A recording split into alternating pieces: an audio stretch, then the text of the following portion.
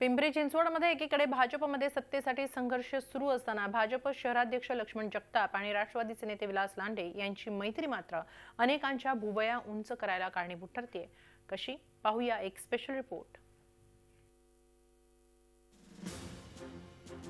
पिंपरी चिंचवडमध्ये अजित पवार यांच्यानंतर 3 स्थानिक नेते कायम चर्चेत असतात।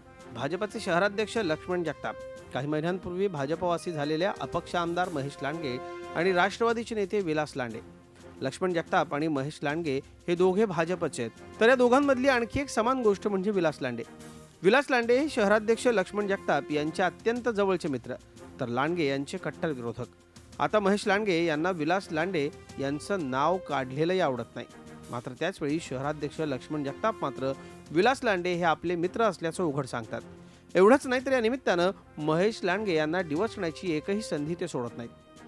गुरुदक्षिणा म्हणून ते विलास लांडे देणार आहेत अजून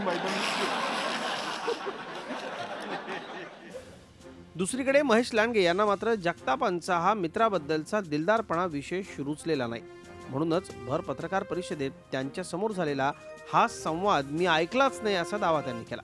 मी नाही ऐकलं माझ्या समोर असं कोणी गुरुदक्षिणा राहील असं म्हटलेलं आहे। नाही मी असं काय मी ऐकलेलं नाही आणि असं माझ्या समोर काय विषय झालेला नाही, त्यामुळे मी ऐकल मी जे पाहिलं त्याच्यावर मी बोलू शकतो। महेश लांडगे आणि लक्ष्मण जगताप हे भाजपमध्ये आहेत, असं असतानाही जगतापांचं विलास लांडे यांच्यावर असलेलं प्रेम अनेकांना बुचकळ्यात पाडतंय।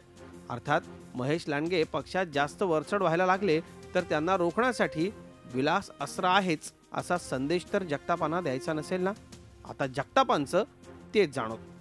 Kailaspuri, Zee media, Pimpri Chinchwad.